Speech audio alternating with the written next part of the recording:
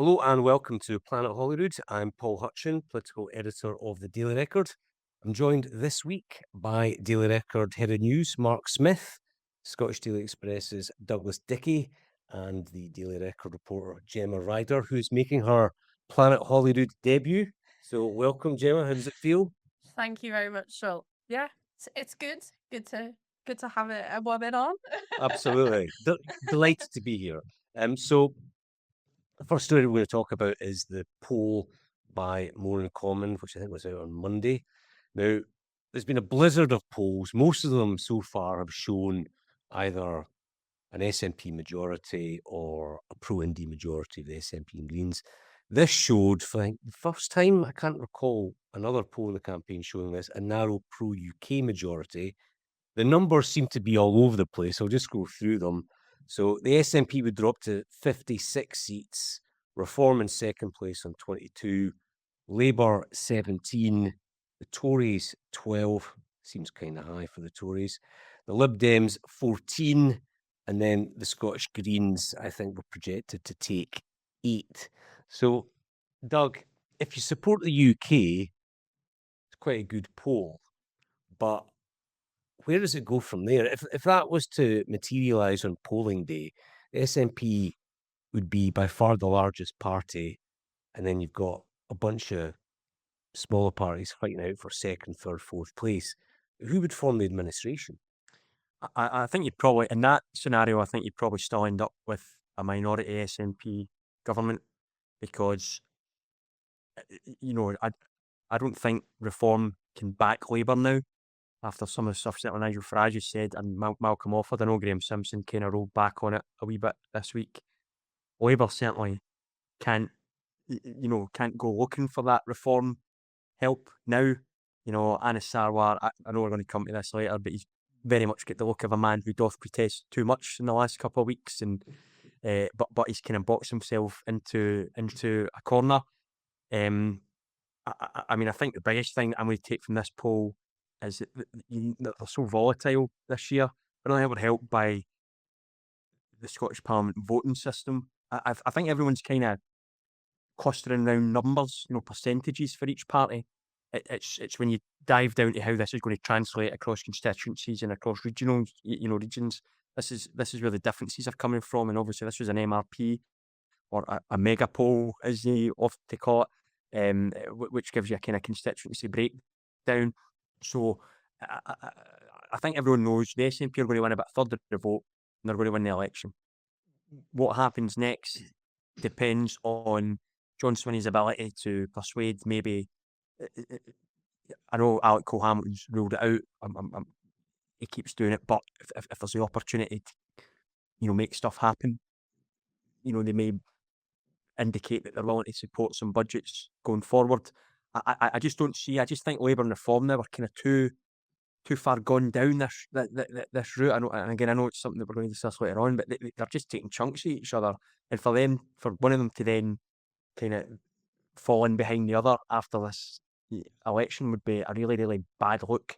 I know I read your opinion piece, Paul, where Labour feel that they're, the polls aren't reflecting what they're hearing on the doors and their actual support's a lot higher. But I still, even if that are true, I don't see how Labour get there with just the Lib Dems. The Lib Dems again said today they would back Labour, but they wouldn't back the Tories or Reform. I kind of feel they're all boxing themselves into a corner. But of course, come May 8th, when the dust settles, realpolitik takes over, and maybe all this is kind of shoved on the back burner, and there could well be a route to Anis Sarwar getting into Butte House, which I know is obviously been easy. I can't see it, but Yeah. I mean, Gemma, it wasn't a great poll for the SNP because there's a pro-UK majority, but the bottom line is Labour are still in third place in this poll.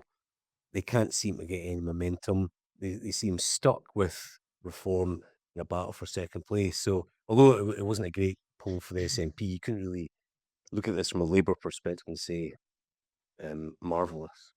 Yeah, I mean, I think with I knew that I think there's a bit more apathy for the SNP than coming across on the doorstep and stuff. That I think this poll, was a bit more accurate than on the seats that they're going to get, because every other polls had them getting a huge majority, but I think this has been slightly more accurate on what's happening on SMB, because I'm hearing that there's actually quite a lot of apathy even from SNP On the ground. Yeah. voters. So I think it's a bit more accurate. But yeah, if Reformer come in second, how can Anna Sort lead?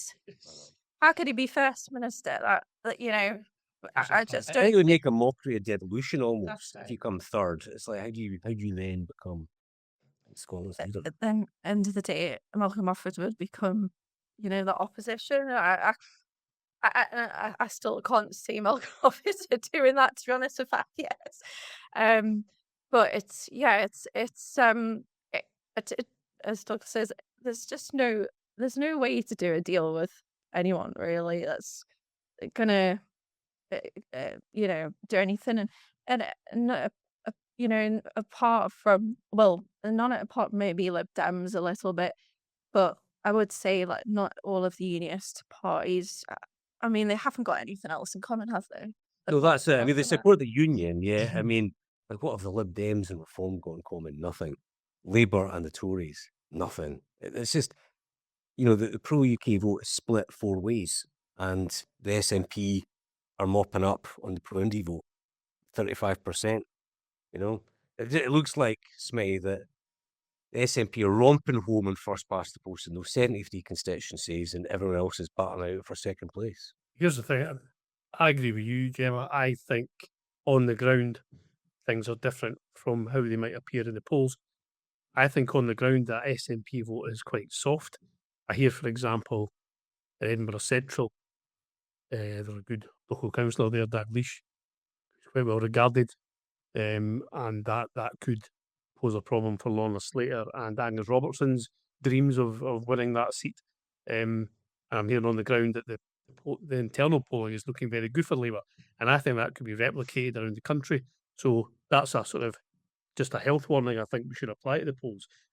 One other point I just wanted to make is, wouldn't it be refreshing if we looked at these polls and said what they show heavily is, if you forget about the Constitution for 1 minute, I wish we could for 1 decade, but if we can forget about it for 1 minute, yeah, even a minute, and just say what this poll shows is a remarkable surge in support for left and centre parties, and an absolute collapse in support for right-wing parties. Now, folk talk about reform soaring, but if you look at we've had left-right blocks in politics since the French Revolution, and if you look at the Scottish Parliament chamber, not as unionist and nationalist, but as left and right, then what we're looking at here in Scotland is a massive, massive majority for progressive taxation, for progressive government, for a sane policy on immigration.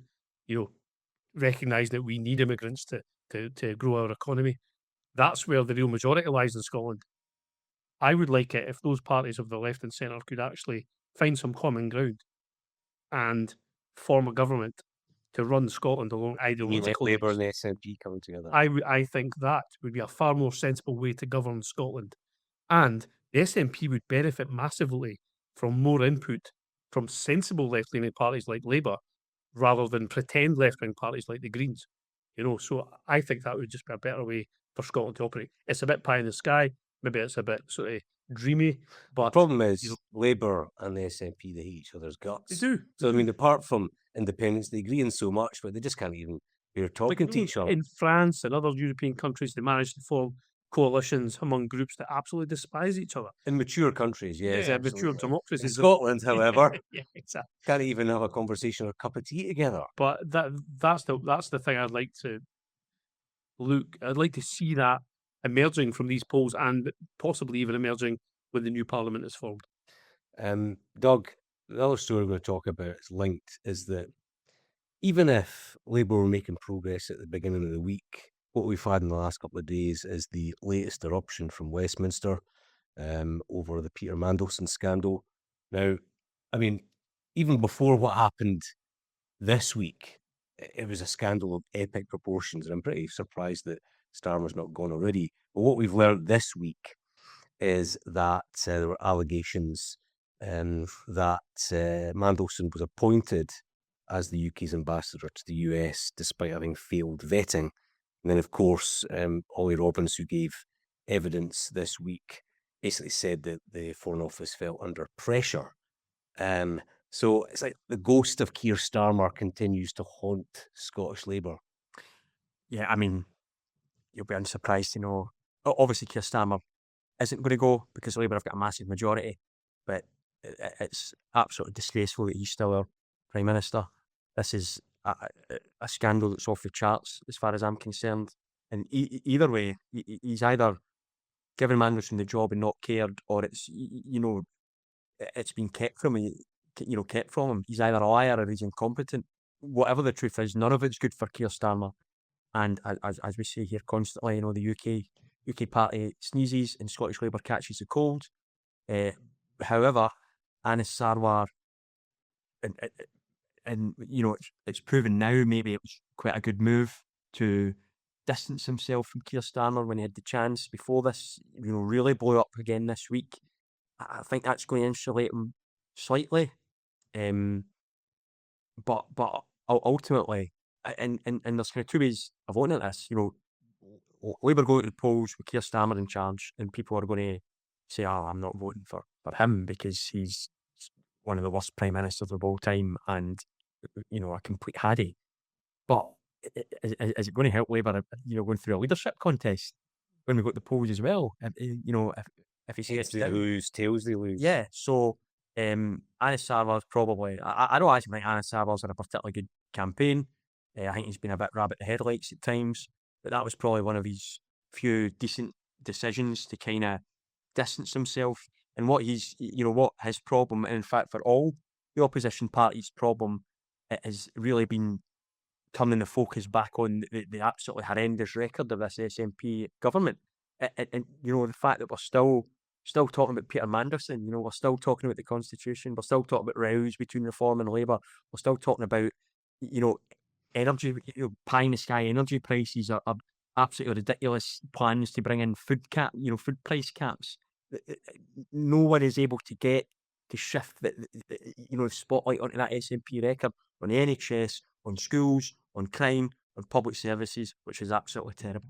I think as Gemma, look at it from an Anis Sarwar's perspective. In February, he made that speech where he said the Prime Minister should stand down. He probably thought that he'd addressed that issue, and now, like 2 weeks before polling day, Starmer comes back with a vengeance. It must be really frustrating for him. Mm-hmm. I mean, I think Keir Starmer could have actually. I don't think the past week could. I think he could have avoided the past week, to be honest, by just saying, that there's due process that happens, and I can't get involved in that, and he could have spin it off like that. But he's caused so much of a drama, throwing his toys out of the pram with Ollie Robinson, really.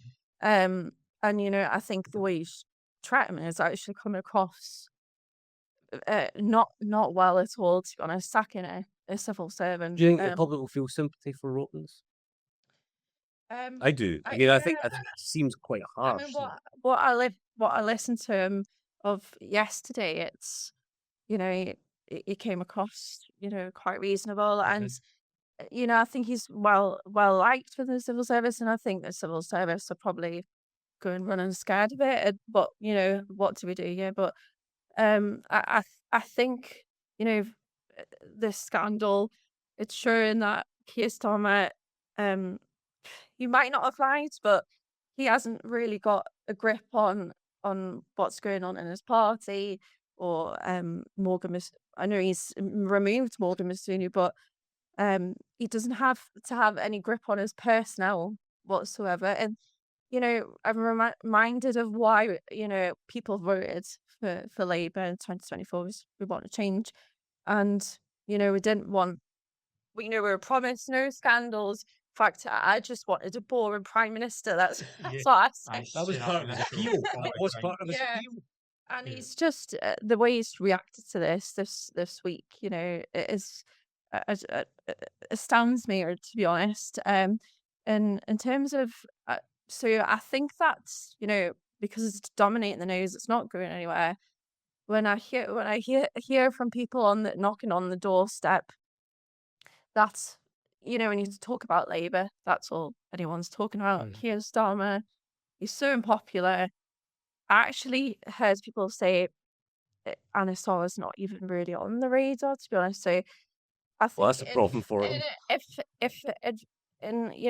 I think he might be in a bit too late, actually. I wonder if he should. So do you think you should have maybe, it's like a case for an Sarwar of calling for him to go quicker than he did? Yeah, but also it's showing that he hasn't really got any influence really within Labour, because no one's following him at all, to be honest. I also wonder, should he repeat it now? Because even though all he'll say is, "Oh, what I said in February stands," still stands now. Anis Sarwar should repeat. You could make it virtuous, like, this just underlines why I did what I did. Yeah. I knew there's going to be more stuff. But coming out. obviously, he knows. I think Anis, done that and probably thought he'd be, he'd be the vanguard and he'd turn around and he'd have all these people behind him. Like, yeah, you're absolutely right. And at the end of the day, he turned around and there was nobody there. I think he thought it might have started a domino effect, which might have ended up, or maybe he's just way to distance himself. I don't know. But he now seems reluctant to repeat that when it's even more obvious now that Sir Keir Starmer should go. It's an open goal for him, and I think he's got to take it. But obviously, Sir Keir Starmer's going to be up here campaigning probably in the next 2 weeks, maybe for a day. I would imagine. I doubt it. Campaigning on his own. I mean, I know he's slumped up here on Saturday. It worse if he comes up. I think he's What's the slumped up circus here. for that? I think your leader's got to. You've got to come up. I think it's worse if he doesn't. More popular if Mandelson hit the campaign trail than the start. With Epstein in tow. Probably be impossible, but never mind. He's DD. What do you think, Smitty? Is there any way back for Labour? I mean, I'm not writing them off yet. No, not. And I think that as we get into the final 2 weeks, if people think that it's a two-horse race between the SNP and Labour, I can see a shift towards Labour. Yeah. The problem is if voters think it's a two-horse race between the SNP and Reform, then you might get some Labour voters voting SNP to stop Farage. Yeah. So it's all about how people perceive the election. That's it. There'll be a lot of tactical voting, and people will vote tactically either to keep Reform at bay, or it'd be better if people actually voted positively for a change in government, if that's what they want. If they want change in Holyrood, in the way their schools and hospitals are run, then that change can only really come via Labour. So it would be useful, I think, for the election campaign if that started to emerge as the narrative. What I would say is, what's disappointing is that in Westminster, in the bubble down there, and it is a bubble, I think a lot of people, even MPs for areas outside the southeast of England, it's a Westminster bubble. It's clear to me that within that Labour Westminster bubble, they're sort of saying, well, you know what, Scotland, yeah, we'll have to write Scotland off. Local elections in England, you have to write those off. Welsh Parliament, got to write that off. And as soon as that's all done, then we'll get rid of Starmer. And apparently, I mean, I'm hearing that there's been chatter already between the Starmer and the Burnham camps to maybe enable that to take place after these catastrophic, or what could be catastrophic elections for Labour.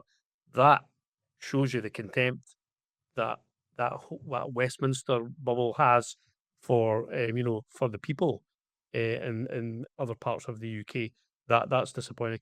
And I would like Labour, if they can, in Scotland, to distance themselves from that Westminster bubble as much as they can. That's a challenge for Sarwar, for Anas Sarwar, and I hope he manages to do that. But I think Anas Sarwar needs to get away from getting involved in petty spats with Reform.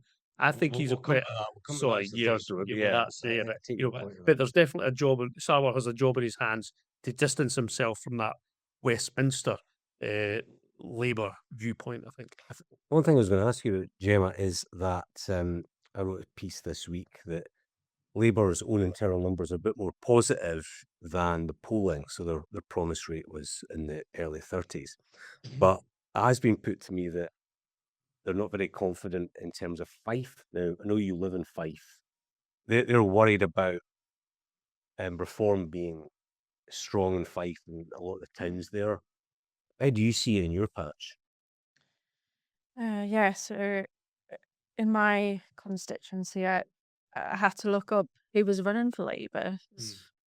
I had no clue. The only leaflets I've had through the door are actually from SNP and Lib Dems. Um, Is that yeah, the Cowden beef? it's Cowdenbeath, yeah, and um, I, I just we've Labour's been in, in charge of Fife Council for many years now, and I don't know if there's a disdain for the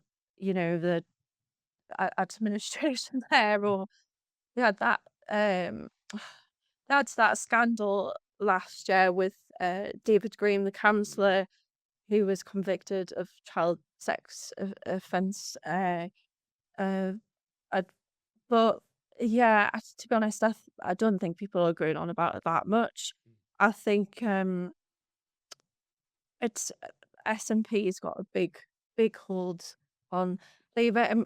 Sorry, on Fife. You just when you if you go out at a weekend, SNP are on on the high street and Was it more stuff. visible? They're just more visible. Yeah, and they're bringing people in from not really attached there, and Fife has always had people as always very attached to that the councillors, running for the SNP, and the people who also other very quite good, competent councillors in other parties as well. But Fife for bringing in someone I've never heard of from Kirkcaldy. I don't know. That's just How dare they talk about an outsider? it's just down the way, but I don't. I've never heard of them. They're not. Um. Yeah. I think they've got. I think they've got some work to do. In fact, they need to build it up from the ground again. I think in Fife. Labour's biggest issue, everyone's biggest issue is for months and months we've said once the debate goes round to devolved issues, the polls will change, and yet here we are. It wasn't until you mentioned it there, Paul, that really hit home. 2 weeks polling day. I don't think the debate's going to get round to that now. The time for that was weeks ago.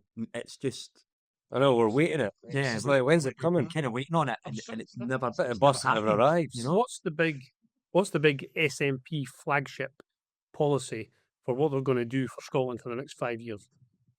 I'm struggling to think price of it. caps.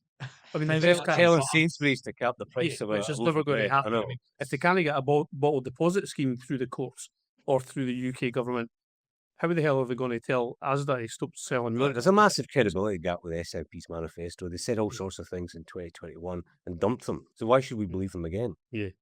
But But as the we've been SNP discussing, the focus seems to be on Westminster madness and chaos rather than betrayal and broken promises in Edinburgh. The SNP also acknowledge one important truth that the rest of the parties don't seem to get. People moan about freebies in their manifesto. People like freebies. Voters like it. And then when you've got other parties saying, "Oh no, you shouldn't be getting all that free stuff," and it doesn't matter. But then SNP don't know how to pay for it because they'll just blame Westminster, and at least a third of the country are going to lap it up. So I mean, I actually thought parts of the SNP manifesto were a bit of a masterstroke, to be honest, even though it's complete nonsense, because they understand Scotland, they understand people. People want more money in their pocket. It's simple. It's a simple thing. It's the economy, Stu. And they seem to get that in a way that the other parties. Yeah, they do are sort of people- play by other rules. They do. Yeah. It was, you remember, ex-record editor and ex-SNP chief executive Murray Foote. He told me that in the pub one night. He said, our priority is getting money in people's pockets. So that it's not really an ideological commitment to changing the ownership structure of society or changing the way that people relate to power, or it's just getting money in people's pockets. And that's no bad thing, but it's never really a substitute for a properly, a properly funded public sector. It's not a replacement for tackling structural poverty. I think, Anna Sarwar's got some good ideas there. The 9,000 apprenticeships, that's transformational for a lot of communities. If young folk with little in the way of opportunities can get a decent apprenticeship, that ends that generational worklessness thing. So Labour have got some good ideas there. But I think for the SNP, like you say, it's always about getting money in people's pockets. And it works, it's electorally successful. All right, let's focus on this final story. I mean, you were alluding to it earlier on, the Anas Sarwar reform tit for tat. So just to give a very brief overview, it started at the Channel 4 debate, I think, in Glasgow, when Malcolm Offord, Reform's leader in Scotland, basically accused Anas Sarwar of cozying up to him in December and trying to plot a secret deal after the election. So Anas Sarwar rejected that, and then it kind of upped the ante this week by saying that the Reform candidate, Graham Simpson, had sidled up to him at Holyrood and said that Malcolm Offord was useless and Thomas Kerr, another Glasgow candidate, was a weasel. Now, it's all very amusing for members of the press, but Mark, is this really going to help Labour with 2 weeks to go when they're 20 points or 15 points behind in the polls? And if I was Anna Sarwar's advisor, which would be unlikely, but if I was, I would say to him, man, don't get involved in playground tit for tat arguments with Reform and any other opponent. It's division thing, isn't it? He has to come across as a First Minister as well, and Yeah. so-and-so called another person a weasel. It's not You can really. almost see him with his red tie, and he's got a tie at the knees. He's got his rucksack Come on. ahead, you're getting it. My dad's going to the bar. You're da. That's definitely how he came across. I mean, I'm reminded of Alistair Campbell. I mean, that great spin doctor who I disagree with almost everything he says politically. But my word, he knew how to get the message across. He used to tell his ministers, ignore the question you get asked. Yeah. Answer it with whatever you want to say, and that. I remember, like, whenever Gordon you Brown know, did a press conference, I would ask him a question. Doesn't matter what it was on. We abolish boom and bust. It's just like that. That was the line. Just stuck to it constantly. And I think Anas needs to remember that. He's got some great stuff to say on how a devolved Scottish Parliament can make life better for people. He should stick to that message and forget about the playground horse shit. Yeah, I mean, sort of wrestling with, folk in the mud is not really a hearts and minds strategy, is it? I mean, are folk going to be impressed with this sort of tit for tat, do you think? I mean, it's very. Even if they follow it at all. I mean, it did give a bit of amusement and reality TV sort of stuff on that debate last week. What's been a quite an uninspiring election, to be honest. Mm. So maybe they were trying to, spruce it up a bit. I mean, as a voter, I think I said earlier, it goes like nobody's nobody's policies are getting through to me at all. When you ask, you just go outside in the office there, what are people worried about? The fuel, the cost of living. I saw yesterday unemployment has gone down, but I think that's probably quickly going to go up when you see in the next stats. And it's a hell of a worrying time for every single person, not just people on low wages, and not one of them is talking about this really, and coming up with I want to see some groundbreaking economy moving policies. That's what I would be inspired by. For a quick We're waiting on fix, that. and this is what I thought was in some ways genius about the SNP manifesto, was it was promising a quick fix, and then when it doesn't happen, they can just blame Westminster. Oh well, Westminster wouldn't let it happen. In the end, I've got to say, I think most people actually did see through it, that one. But to go back to the kind of Labour reform one, I think Anas Sarwar's got a massive credibility gap here, because I think the story's true. I think he did speak to Malcolm Offord about a deal. I think he'd be stupid not to at that stage, to be perfectly frank. Anis Sarwar cannot win this election on his own. He cannot become First Minister on Labour votes alone. I think it was blown out of It all stands to proportion. reason. It probably has been. And It was spun. probably an off the cuff remark. All right, Malcolm, can I count on you? Keep the SNP out. That was probably it. Offered spun it into like coalition talks in the green room. But Anis Sarwar hasn't helped himself by continually banging on about it. He is the very picture of the man who doth protest too much. Well, look, He's coming think across for- as a guy. He needs to change the record. With 2 weeks to go, he needs to change the record because Definitely. he needs to put it on. The focus has to be on the SNP's record and his alternative, not Weaselgate. Yeah, I mean, it's Anis just not Sarwar going could to. have killed this. He could have killed this story weeks ago by just saying that never happened and never mentioning it again. Yeah. I've already dealt with that.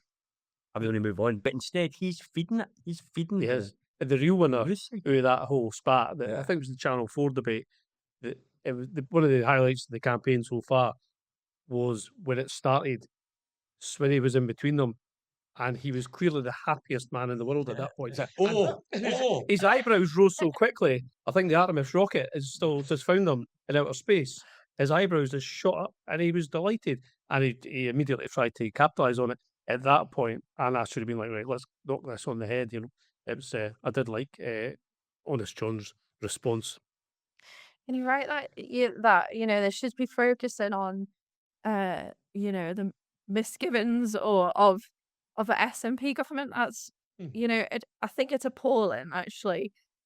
Obviously we had that poll earlier on with they're not getting a majority, but for SNP to get a majority again after nearly 20 years, I think it's an appalling indictment on all the other parties, and and that they should. How many? You could have a list as long as you are talking about the failures of the SNP. I think I've said before that the apathy even between SNP voters who are, I will vote for you, but John Swinney hasn't got the he hasn't got the highest popularity ratings. But he's going to cruise to victory. Exactly. Teflon John, I think. You're right, though. If this was an election where the number one issue was the SNP's record in office the last 5 years, NHS, Scrooge Trust, they would be in the exit lounge. Mm-hmm. No doubt about it. And it's just the fact that we've got this Westminster madness and the other parties are relatively weak. That's why we're in this position. But it would be if they were to win a majority, it'd be the most undeserved majority, I think. I find it actually quite depressing because I actually think we're in a total stalemate, really, in Scottish politics, where you've got a large proportion of society, of the population that want independence, so they're going to vote for SNP, but their record in office is terrible. So, but the UK government are not going to give them another referendum. So what? We've got another. And now he's fight blinking against first. It's just like it's- they're staring each other out. And I would love to. I don't take what John Swinney says at all when he's doing it. Always blaming UK government of I can't do this because the UK government can't do that. But they've got an enormous amount of power to do great things. And I would love to see something delivered, really positively in devolution. But it's really depressing. I can't see it happening in this statement where there's no accountability for the SNP because people are just continually voting. So I mark you down for spelling your ballot then, just like putting a swear word. In all honesty, well, as a voter, I don't know who to vote for in 2 weeks' time. As I think you said, Sway, tactical voting. Vote tactically for the candidate best place to beat the SNP. That's my advice. To you and to all our viewers. That's a message by the Daily Express. It's a message. Not me personally. And I think that what that Paul said earlier, it's all to play for. 4 out of 10 voters don't know what they're doing. That should spare Anis Sarwar on. But if we are looking at 5 years of dull as ditch water, sort of to and fro in between these unionist and nationalist blocks, wouldn't it be nice if we got some decent characters back in the Parliament like Tommy Sheridan He's standing in Glasgow. Absolutely not. Standing in Categorically, Glasgow. absolutely not. I reckon that would liven the place up a bit. I think this podcast has just jumped the shark. God. God save me. Okay, on that note, I think we've run out of time. Thanks very much to Doug, to Mark, and to Gemma for joining me. And thanks also to Darryl from the Records video team who produced this episode. You can listen to Planet Holyrood on Spotify or Apple Podcasts, or watch it on the Daily Record YouTube channel. Don't forget to follow us on Instagram and TikTok for the latest news and the best bits of the podcast. We will never turn our back on a single Scot.